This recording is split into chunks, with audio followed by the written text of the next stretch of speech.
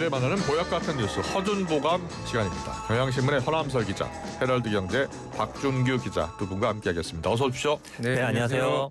자, 오늘은 두 기자께서 가져오신 아이템부터 좀 듣고 싶습니다. 어떤 아이템 가져오셨습니까? 네. 오늘 저는 두 가지 아이템을 준비했는데요. 예. 첫 번째는 커피 한 잔의 여유도 옛말, 커피값 올라도 너무 올랐다. 그리고요? 이거고요. 그리고 두 번째는 운행한 지 얼마나 됐다고 한강버스 두 번이나 한강버스 멈췄다. 이야기. 네. 이 얘기를 갖고 왔습니다. 좋습니다. 박준규 기자는요? 예, 저는 먼저 한국 겨냥하는 동남아 기업형 범죄 조직들이 늘어난다라는 그래요? 내용 하나 가져왔고요. 예. 두 번째는 비의료인도 합법적으로 타투 시술을 할 수 있게 됐다. 예. 좋습니다. 흥미로운 주제 갖고 이제 이야기를 나눠보겠습니다. 어떤 주제가 더 궁금하신지 혹시 청취자 여러분께서 샵 0945 문자로 보내주시면 저희가 방송 중에 소개해드리고요. 또 우리 기자님들께 더 깊은 질문도 대신해서 해드리겠습니다. 응원 문자도 좋습니다. 자, 시작하겠습니다. 먼저 허남설 기자부터 전해주세요. 네, 지금 커피 가격이 너무 올랐다 이런 얘기들 나오고 커피 있는데요. 가격이 너무 올랐다고요? 네. 요즘 물가 다 오르고 있잖아요. 그렇죠, 그렇습니다. 예. 역시 근데 커피가 아무래도 거의 뭐 일반 그 사람들이 지금 요새 하루에 뭐 서너 잔씩 먹는 분들도 마시는 예. 분들도 굉장히 많은 그런 상황이 됐으니까요. 그래서 약간 기호식품처럼 된 상황인데 예. 커피 가격이 우리나라에서 오른 것은 올해 초 상황입니다. 지난 1월에 스타벅스를 시작으로 해서 예. 뭐 우리가 이름만 들으면 아는 그런 커피 브랜드들 할리스, 폴바세, 파스쿠치, 던킨, 뭐 백다방 이렇게 다 줄줄이 워낙 조금씩 올려서 네.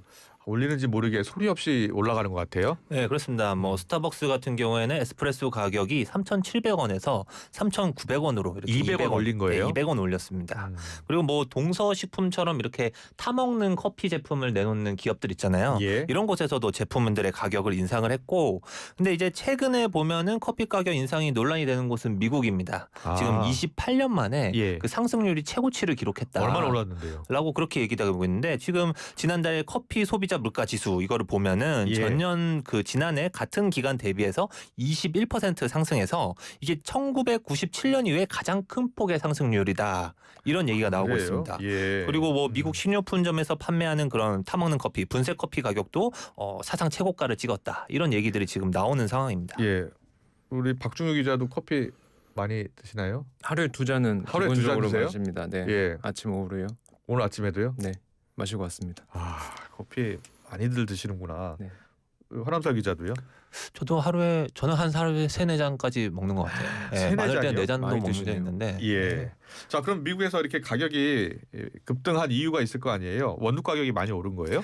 네, 그렇습니다. 지금 커피 가격을 올 때마다 원두 얘기가 나오는데요. 네. 커피 가격 줄 인상이 이제 연초에 있었다고 방금 말씀을 드렸잖아요. 네. 근데 커피 아라비카 원두 가격이 그 연초에 한창 가격이 오를 때 비해서도 지금 현재 9월 현재 예. 12% 이상 또 오른 상황입니다. 가격이 그래서- 왜 이렇게 오르는 거예요? 이게 더 되돌아가면 2023년에 비해서는 2배 올랐거든요. 예. 네, 2배 올랐는데 이게 결국에는 지금 커피 생산지에 기후 문제가 거론이 되고 있습니다. 이게 기후가 변하면서 커피를 가장 많이 생산하는 나라, 뭐 예컨대 브라질 같은 곳들이 있는데요. 예. 이 브라질에서는 계속 그 비가 오지 않고 건조한 날씨가 이어지면서 수확량이 크게 줄었다는 겁니다. 그래서 뭐 그래요? 브라질 같은 거는 미국이 소비하는 원두의 3분의 1을 공급하는데 예. 이게 그 수확된 원두마저도 너무 건조한 날씨 때문에 품질이 기대에 미치지 못한다. 이렇게 얘기가 나오고 있고 지금 여기에 기름을 부은 게 도널드 트럼프 대통령입니다. 트럼프요? 네, 예. 트럼프 대통령이 브라질산 커피에 관세로 50% 부과를 때린 거예요. 그러면서 가격 부담이 더 커졌다. 이런 생산도 얘기가 잘 나오고 안 있습니다. 되는데 거기에 네. 관세까지 맞은 거예요? 예. 트럼프 대통령이 오늘 유엔 기조 연설에서 기후 변화는 가짜 뉴스다라고 했거든요. 네. 네. 그 기후 변화 가짜 뉴스 아니네요. 보니까 기후 변화 때문에 커피 생산이 줄고 있다는 거 아니에요? 지금 자국의 국민들은 지금 커피 가격이 너무 많이 올랐다고 아우성을 치는데 예. 대통령은 거짓말이라고 하고. 그래요. 예. 근데 앞으로도 더 오를 것 같다면서요. 네, 그렇습니다. 이게 사실 커피 가격이 근데 생각해 보면은 내린 거는 본 적이 없는 것 같잖아요. 그렇죠. 네, 이게 거시적으로 보면은 이게 뭐 부동산처럼 마치 지속 우상향이다 이런 얘기까지 나오는데 모든 물가와 같이 연동해서 움직이는 것 같은데요. 네, 그렇습니다. 그래서 지금 주식 시장의 격언 중에 하나가 뭐냐면은 네. 브라질에 비가 내리면은 스타벅스 주식을 사라. 이런 격언이 있습니다. 이 커피값은 절대 내리지 않고 예. 뭐 브라질의 비까지 내리면은 이제 풍년이 되니까 커피가 원두가 풍년이 되니까 그 스타벅스 주식을 사면 무조건 오른다. 뭐 약간 이런 식의 약간 격언인데 사실로 검증되는지는 모르겠지만 어쨌든 간에 그렇군요. 커피 가격은 계속해서 오른다라는 이런 전망을 내포하고 있고 예. 근데 이게 커피 가격이 그냥 무조건 계속 오르기만 하다 보니까 이게 원두 가격 때문에 커피 가격이 오른다라는 건 핑계 아니냐. 예. 이런 말도 좀 나오고 있는데요. 뭐 예. 예컨대 우리나라의 그 한국 소비자 단체 협의회가 최근에 예. 그 커피 주요 커피 브랜드의 이 재무 분석과 원두 가격 변동 추이를 살펴가지고 예. 커피 가격의 적정성을 분석해서 발표한 결과가 있습니다. 근데 여기 보면은 스타벅스 같은 경우에 이제 우리가 많은 분들이 흔히 마시는 톨 사이즈 아메리카노 이게 4,700원짜리인데요. 예. 여기에 사용되는 원두 가격이 4,700원 중에 222원이라는 거예요.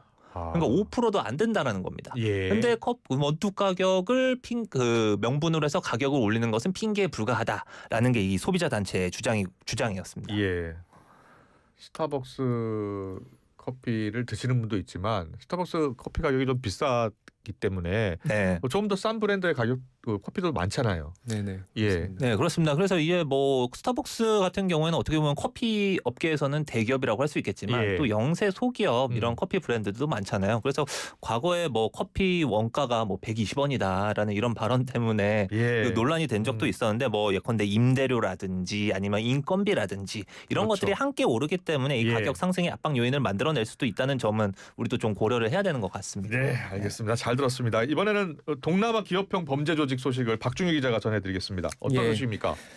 동남아의 말 그대로 기업과 같은 형태를 띈 조직을 범죄 예. 조직을 만들어 놓고서 한국에 있는 내국인 이제 한국인들을 상대로 각종 사기 범죄를 저지르는 이제 일들이 굉장히 그렇군요. 많아졌습니다. 어디에서 주로 있습니까? 예, 이번에 이제 최근에 경찰이 좀 이제 기자들한테 알린 사건이 있었는데요. 그건 예. 태국에서 있었습니다. 태국에서요. 예, 태국 현지에 기업형 범죄 조직을 설립을 하고 내국인들을 상대로 정말 요새 유행하는 사기 범죄를 거의 대부분 이제 종합형으로 범죄를 저질렀던 케이스고요.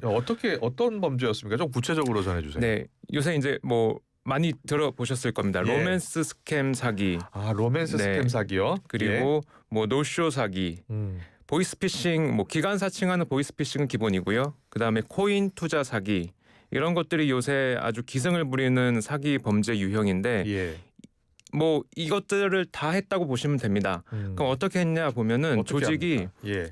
이제 총책이죠. 총책이 그들한테는 대표님이라고 불리는 인물인데 이 사람 밑에 3명의 이제 본부장이 있습니다. 예. 그럼 본부장 산하에 여러 개의 팀이 있습니다. 뭐 로맨스 스캠 팀, 노쇼 사기 팀, 뭐 보이스피싱 팀 이런 식으로 팀들이 있고 팀마다 한 10명 정도의 팀원들이 배치가 되어서 각자 그 범행을 이제 기획을 하고 그래요. 실행을 하는 영화 같네요, 구조입니다. 영화 같네요. 예. 네, 아주 체계적이고, 그러니까 이 조직도를 보면요, 예. 회사 뭐 자그마한 회사 조직도하고 아주 유사한 형태를 띠고 있고요. 몇 명이나 되는데요, 조직원이? 이번에 조직은 한 30여 명 정도 되는 조직이고, 예. 그 중에 한 20여 명이 한국으로 이제 송환이 되어서 경찰 조사를 받고 있는 상태입니다. 예. 그래서 이게 총책은 중국인이고요. 소위 수뇌부, 이 기업의 수뇌부는 모두 중국 국적의 인물들이고 총책과 본부장들이 중국인인데 이들이 이제 여러 가지 방법으로 한국인들을 유인합니다. 그러니까 소위 이제 취업 사기라고 요새 말을 많이 하는데요. 예. 한국에 있는 젊은이들 중에 이제 외국에서 돈을 좀 벌어보고 싶은 사람들을 구글 통해서 많이 이 취업 광고를 낸다고 해요. 예. 그러면은 포장을 잘 하죠. 뭐 베트남에서 태국에서 디자이너가 좀 필요하다. 뭐 이제 작업을 좀 AI 작업을 해줄 만한 뭐 전문가가 필요하다라고 해서 굉장히 많은 보수를 지급하겠다라고 꼬드긴 다음에 그 나라로 입국을 시키면 예. 얼굴이 이제 표변해서 범죄 단체에 가입을 시킨 다음에 정말 이런 일들을 이제 보이스피싱 전화를 걸게 하고 예. 만드는 식이고요. 그러면 그 조직원 가운데 상당수가 한국인들도 있는 거예요? 그러니까 말씀드린 4명, 5명 정도의 그 수뇌부를 제외하면 나머지는 다 조직원들이 한국인들입니다. 그래요? 예. 20대, 30대가 대다수를 차지한다라고 하고요. 예. 그러니까 이들 중에 이게 이제 어떻게 좀 알려지냐면요. 다시 이제 뒤에서 설명을 더 드리겠지만 기본적으로 숙소에 거의 감금되다시피 하면서 일을 합니다. 그러니까 철저히 이제 감시를 당하면서 일을 하는데요. 그중 일부 이제 한국인이 나가고 싶은데 나가지 예. 못하게 하자 음. 이제 어렵게 한국에 있는 그 부친에게 연락을 했고 예, 예. 부친이 태국 대사관에 이 사실을 알리면서 현지 경찰이 이제 움직였던 케이스고요. 그래요. 예. 예, 이거 좀 되게 충격적인 사건인데요. 근데 이게 사실 새롭진 않습니다. 새롭진 이게 않아요. 워낙에 이런 유형들의 영화 속에 범죄가 많이 많아서요. 등장하는 것 같아요. 그러게요. 그게 예. 현실과 같은 게 현실이에요. 놀라운 겁니다. 네. 이 범죄 사건 허남설 기자 이 사건 어떻게 보고 계세요? 이게 저는 예. 이 사건을 들여다보면서 약간 좀 뭐랄까 분노했다고 할까요? 분노하고 네, 있다. 어떻게 보면 예. 이분들이 좀 이 총책이란 이 조직이 너무 악독하다라고 느꼈던 게 어쨌든 젊은이들을 취업 사기 안 그래도 취업되면 어렵고 고민하는 젊은이들이 많고 또 해외로 나가는 젊은이들도 많은데 그러니까요. 그걸 꼬셔서 취업 사기 비슷하게 해서 범죄에 끌어들였다는 거 아닙니까? 근데 이 친구들을 관리한 그 행태를 보면요. 예. 외출 외박 못하게 하고요. 예. 나가서 뭔가 그 자기 조직에 대해서 실상을 이제 어디 고발할까봐 그런 것들이 굉장히 걱정이 됐겠죠. 예, 그래서 못하게 하고 그리고 사무실 출근할 때는 휴대폰을 압수를 합니다. 그럼 이거 뭐지 그래요. 우리 그 고등학교나 중학교에서도 하지 않는 그런 일들을 하고 있고 그리고 예. 또 화장실 사용 시간까지 제한을 했다. 이게 화장실에서도 뭔가 그 다른 일을 할까봐 좀 불안했던지 그런 것까지 제한했다는 모습을 보이는 걸 보고 예. 좀 많이 충격을 받았습니다. 자, 이 범죄 사건 특징이 있다면서요? 특징이 있습니다. 예. 먼저 허 기자님 말씀해주신 그 특징도 있고요. 예. 그러니까 체계적이고 아주 조직적으로 이 단체를 운영했습니다. 그러니까 이 소위 이 위계 질서가 철저히 자리 예. 잡혔고 이들 나름대로 룰을 만들어서 행동 강령을 지키게 해야 됐고 예. 많은 범죄 성과를 내면 포상을 합니다. 그리고 자기들끼리 워크숍도 갑니다. 단합 그래요? 대회를 하는 거죠. 그런데 이 조직의 총책 대표님 그리고 뭐 본부장들의 이야기에 지시에 잘 따르지 않으면 예. 여기서 이제 또 조폭과 같은 면모를 보이는데요. 예. 폭행을 하면서 말을 듣게 하고 뭐 벌을 주고 이런 식으로 하면서 이 당근과 채찍을 번갈아 가면서 쓰면서 말을 듣게 만들면서 조직이 굴러갔던 것 같습니다. 예, 이 범죄 사건 이 조직들을 일망타진해야 되는데 일단 우리가 사기를 당하지 말아야 되잖아요. 어떤 데 조심해야 될까요? 예. 이게 사실 어떻게 하면 우리가 조심하냐는 예. 이미 너무 많이 저희가 알고 있는 내용이긴 있는 합니다. 내용이에요? 이를테면 경찰이나 검사 같은 이제 수사기관, 이제 법집행기관은 절대 개인 정보를 전화로 요구하지 않는다. 그렇죠. 뭐 예. 이런 얘기들 들어보셨을 겁니다. 예. 결국 근데 이들이 앞서 그 구글에서 취업 사기는 구글에서 광고를 내고 공고를 내고 또 보수를 높게 주겠다라고 특히 뭐 AI 관련 단어까지 사용하면 혹하잖아요. 네, 그렇죠. 사실 뭐 보수를 괜히 높게 주는 것도 아니고 이게 정말 컴퍼니, 뭐 룽거 컴퍼니라는 지금 이름을 달고 있는 거 아닙니까? 그 룽거 컴퍼니 회사 이름을 달고 정말 회사처럼 운영을 하면서 사실 어떻게 보면 굉장히 높은 강도의 직장 내 괴롭힘을 일삼는 직장이었다라고 이렇게 보여지네요. 예. 그래요. 예. 근데 결국은 잡히잖아요. 결국은 잡힙니다. 예. 결국은 잡히는데 최근에는 이제 과거에는 소위 외국에 있는 범죄 단체의 총책을 잡기 힘들다. 특히 이제 보이스피싱 총책을 잡기 힘들다라는 얘기들을 굉장히 많이 했는데 요새는 그래도 이런 것들이 너무 기승을 부리다 보니까 한국 경찰이 동남아에 있는 각국 경찰들하고 협업을 굉장히 많이 합니다. 그래요? 공조도 예. 많이 펼치고요. 예. 그 덕분에 이제 이를테면 이런 식으로 외국에서 우리 국민을 대상으로 한 범죄가 벌어지면 기본적으로 인터폴에 적색 수배를 내리고 해당 국가의 경찰들한테 좀 움직여 달라라고 이제 요청을 하게 되는 구조인데요. 과거보다는 그게 요새는 좀 잘 되는 것 같긴 합니다. 공조가 잘 되는 거예요. 네, 공조가 잘 되긴 하는데 그래서 이런 이제 뭐 소위 성공 사례도 검거 사례도 발표를 합니다. 근데 일선 수사관들 얘기를 좀 들어보면은 그럼에도 불구하고 여전히 암약하고 있는 단체들이 너무 많고 예. 잡기 어렵다라고 하는데 왜 그러냐 하면 그들이 현지에 있는 뭐 지방 정부나 뭐 경찰들하고 결탁을 여전히 많이 한다고 해요. 동남아는요. 그래요. 그들 국가도 많이 이제 투명해졌다라고는 하지만 그러다 보니 협조가 되는 것 같으면서도 결국 안 되는 케이스들이 너무 많고 사실 이렇게 이제 언론에 공개가 되는 사례들은 이제 그중 일부 좀 잘된 성사가 그래요. 잘 된 케이스라고 보면 될 것 같습니다. 예. 더 조심해야 되겠고 우리도 우리 경찰들도 좀 적극적으로 좀 수사에 나섰으면 좋겠습니다. 잘 들었고요. 허남설 기자의 두 번째 소식 한강버스 소식이죠. 네, 한강버스 관련 얘기인데요. 지난 18일에 이제 한강버스가 정식 운항을 시작을 했습니다. 예. 강서구 마곡 선착장에서 오전 11시에 첫 배를 띄웠고요.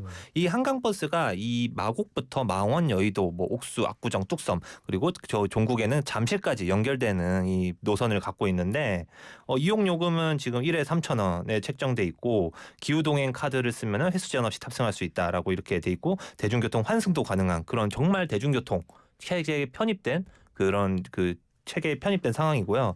오세훈 서울시장이 이 한강버스는 2023년 3월에 발표했던 핵심 정책입니다. 당시에 그 상황을 떠올려 보면요, 김포 골드라인에서 이제 승객이 호흡곤란 이런 거를 겪으면서 실신하는 그런 사건들이 좀 연달아 발생하지 않았습니까? 그래서 이런 뭐 이른바 지옥철 문제를 해결한다 그런 취지로 수상버스 도입 이런 계획을 발표했고 결국 지금 최근에 한강버스가 완성이 된 그런 상황입니다. 예. 이게 마곡에서 잠실까지 일반 노선 2시간 7분. 네. 이거 출퇴근용이 될 수 있어요?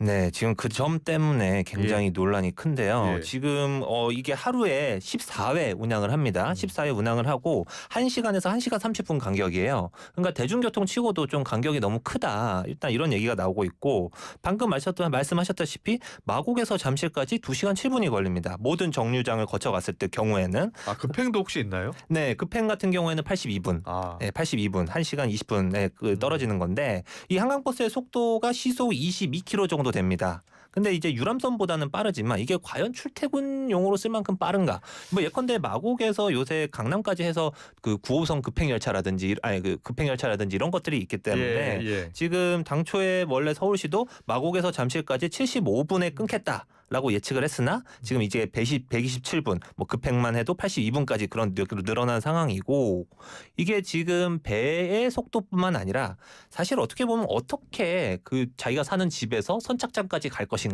이것도 사실 문제거든요.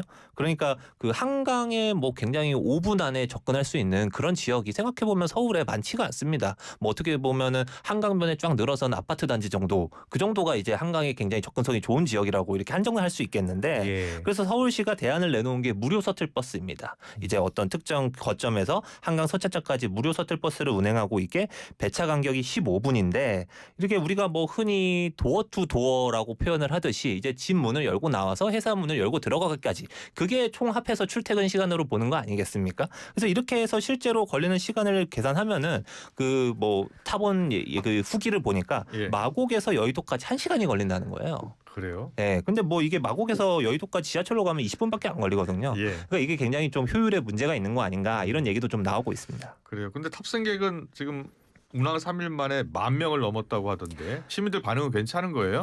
네, 서울시가 그렇게 발표를 했고요. 예. 네, 첫날 탑승한 71명을 대상으로 이제 만족도 조사를 해서 그 결과도 발표를 했는데 네. 실내 공간이 쾌적하다. 그래서 만족한다가 82%, 뭐 좌석이 편안하다 77%, 운항이 안정적이다 70%뭐 이렇게 나왔습니다. 근데 정작 그 서울시가 배포한 보도 자료를 보니까 운항 시간 그 걸리는 시간에 대한 평가는 보이지가 않더라고요. 네. 네, 조사를 따로 했는지는 모르겠는데 예. 그래서 지금 보면은 서울시가 어떻게 보면은 그 자꾸 그 한강버스의 시간 출퇴근 기능보다는 힐링 기능을 강조하는 분위기입니다. 아, 그래요. 네, 그 오세훈 시장이 이렇게 얘기를 했습니다. 실용도 중요하지만 감성도 중요하다라고 예. 얘기를 했는데 이게 서울시가 설명하기로는 아름다운 풍광을 선사하는 그런 치유 기능을 한강버스가 갖췄다라고 얘기하면서 한강버스 선실 외부로 나가면 뭐 63빌딩도 볼 수 있고 한강 철교도 볼 수 있고 노들섬도 볼 수 있고 뭐 서울의 명소들을 다 볼 수 있고 또 야경도 굉장히 아름답지 않느냐 예. 이런 얘기를 많이 하고 있는 상황이라서 이게 출퇴근용이라고 했을 때 이게 과연 어느 정도 이점이 있을지는 한번 앞으로 지켜봐야 되는 것 같습니다. 예. 뭐 예. 어떻게 이용하느냐에 따라 또 다를 수도 있겠네요. 예. 그 박종윤 기자 혹시 타보셨어요? 지금 뭐 3일밖에 안 됐기 때문에 못 타보셨겠지만. 저도 힐링이 필요할 때 한번 타보려고는 하는데요. 아, 그래요? 이게 이제 한강버스 이번에 출항을 하면서 많이 회자되는 게 과거의 한강 택시 얘기인데 예. 2007년에 시작을 했던 건데 이제 실패했다라고 평가를 받는 서울시 정책인데요. 그때 이제 서울시에서 하루 2만 명 정도 평균 탈 거라고 예상을 그래요? 했다라고 해요. 추산을 했다고 해요. 잘못된 수요 예측이군요. 아주 크게 잘못 빗나갔고요. 예. 이제 최근에 2019년 이제 보도됐던 거 보면 하루 평균 이용객이 5명 수준으로 떨어졌다. 아. 그런 얘기도 있었고요. 그런 그래요? 부분들을 좀 잘 슬기롭게 극복을 해야 될 것 같은데 사실 출퇴근용으로는 분명히 무리가 있어 보이고 네. 예 그렇습니다. 좀 더 관광 목적으로 가야 관광 되지 않을까. 목적으로. 네. 예. 유람선 타보셨어요? 유람선? 저는 최근에 사실 도쿄에 여행을 갔다가 예. 도쿄 크루즈라는 그 여행선을 탄 적이 있는데 이게 한강 버스랑 거의 규모가 비슷합니다. 예. 그래서 사실 생각해 보면은 한강 버스가 아니라 그냥 한강 크루즈라고 했으면은 이게 충분히 이해를 할 수 있는 그렇군요. 그런 상황이 아닐까 그런 생각도 드는데 어쨌든 예. 간에 교통수단의 선택권을 다양하게 준다라는 건 좋은 거니까요. 앞으로 좀 개선이 좀 되고 이러면은 나아질 수도 있지 않을까 그런 생각은 해보고 있습니다. 네, 계속해서 마지막 뉴스 보겠습니다. 비의료인도 이제 합법적으로 타투 시술을 할 수 있게 됐다. 네, 그렇습니다. 지금까지는 의사가 아닌 비의료인이 타투 시술을 하는 게 사실 불법이었습니다. 하지만 현실적으로 저희는 다 그들한테 이제 뭐 타투나 이런 것들을 받아왔는데요. 이게 이번에 처음으로 관련 법이 제정됩니다. 이른바 이제 문신사법, 문신시술사법이라는 이제 법안이 국회 본회의 이제 상정을 앞두고 있습니다. 예. 이렇게 되면 저희가 이제 타투 문신을 이제 그려주는 사람들을 타투이스트라고 하는데 그 직업이 정식으로 법적 테두리 안으로 법의 테두리 안으로 들어오게 되는 것입니다. 예. 2013년에 처음 국회에서 문신사법이 발의가 됐었는데 10년 넘게 여러 가지 이유로 뭐 의사업계, 그러니까 의료업계 반발 이런 것들로 좀 이제 논의가 잘 안 됐고요. 아, 그랬어요? 네, 예. 그래서 폐기가 됐습니다. 항상 회기가 만료되면서요. 예. 이 타투 같은 경우에 이제 많이 대중화되지 않았나요? 그리고 세계적으로도 이 타투는 할 수 있는 사람은 할 수 있는 거 아니에요? 의료인들만 하는 건 아니잖아요. 그렇죠. 외국에서는 그게 아주 자연스러운 일이고 당연한 일로 받아들여졌는데 저희는 그동안 타투이스트라는 사람들이 이제 소위 스튜디오를 차리고 예. 시술을 해오긴 했습니다. 엄청나게 많은 사람들이 사실 몸에 문신을 새겨넣고 있긴 예. 하죠. 예. 근데 법적으로는 저희는 이게 사법 체계에서는 그게 형사처벌이 가능한 불법이었던 겁니다. 예. 왜 그러냐 하면 비의료인이 문신 시술하는 거는 불법이다라는 대법원 판례가 1992년에 있었습니다. 그래요? 예. 네. 그래서 그 이후의 모든 법적 판단은 그 대법원 판결을 기준으로 의사가 아닌 사람이 타투를 하면 그건 의료 행위를 한 것으로 보고 불법이다. 그렇군요. 이런 식으로 관조했던 예. 겁니다. 한원철 기자 혹시 우려하는 목소리도 있나요?